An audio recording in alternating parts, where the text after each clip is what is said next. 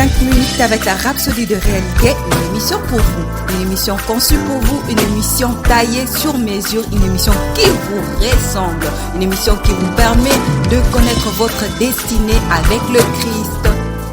Bonjour peuple de Dieu, bienvenue dans notre émission 5 minutes d'édification avec la Rhapsodie des réalités. Aujourd'hui, mercredi 13 novembre, le thème de notre Rhapsodie est « Suivez le plan divin ». Le verset d'ouverture est tiré de Jean, chapitre 4, versets 3 à 24, qui dit « Dieu est esprit, et il faut que ceux qui l'adorent en esprit et en vérité. » Le commentaire dit « En toute chose, il est important de connaître la volonté de Dieu, de vous assurer que vous le servez comme il le veut, et non selon vos propres opinions ou les idées des hommes. Il veut que nous le servions et l'adorions selon les plans et desseins contenus dans sa parole. Souvenez-vous de l'histoire de Caïn et Abel. Abel a apporté le sacrifice que Dieu a demandé, pendant que Caïn a apporté le sacrifice qu'il a choisi de donner à Dieu. Dans Genèse chapitre 4, versets 3 à 7. Ce sont deux choses différentes. En marchant avec Dieu, vous devez suivre les ordres qu'il a prescrits. Il a dit à Moïse, « Ils me feront un sanctuaire et j'habiterai au milieu d'eux. Vous ferez le tabernacle et tous ces ustensiles d'après le modèle que je vais te montrer. » Tiré de Exode chapitre 25, 8, verset 9. Cela doit toujours être selon son plan.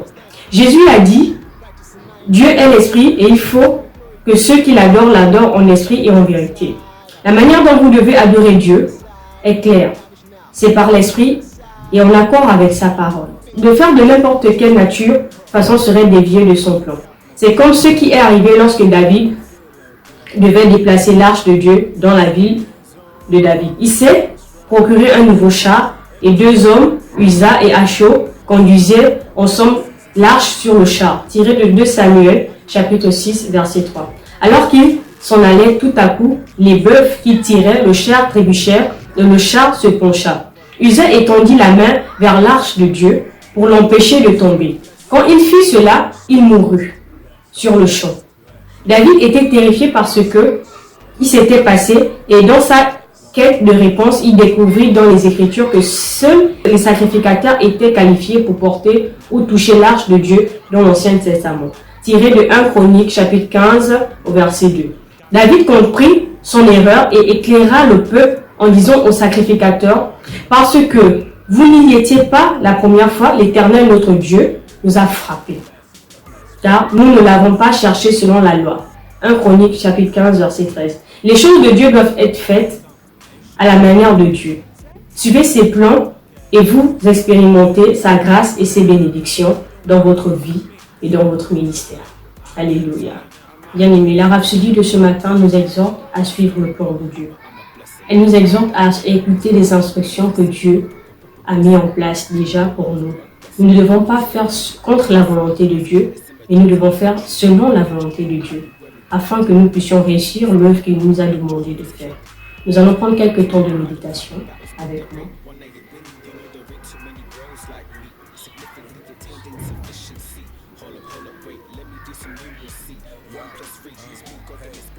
Maintenant, je vous invite à répéter cette prière après moi. Cher Père, il n'y a personne comme toi.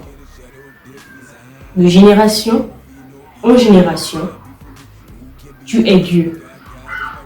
Je t'adore aujourd'hui pour ton amour, ta grâce, ta miséricorde et ta gentillesse.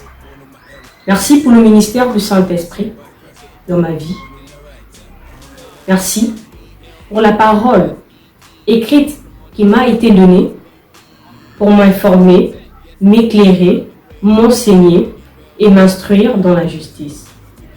Je t'honore au nom du Seigneur Jésus-Christ et je marcherai selon l'ordre et le dessein que tu as préétabli.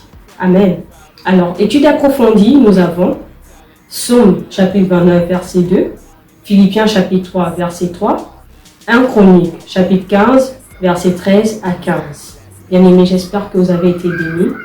Merci de nous avoir suivis. Agréable journée. Nous croyons que vous avez été bénis par ce message. Nous vous invitons à faire de Jésus-Christ le Seigneur de votre vie en disant cette prière. Seigneur Jésus, viens dans mon cœur et deviens le Seigneur de ma vie.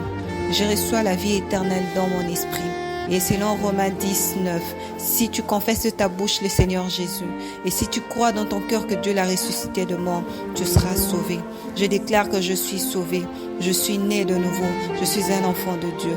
Maintenant, j'écris ce qui demeure en moi. Félicitations, vous êtes maintenant un enfant de Dieu.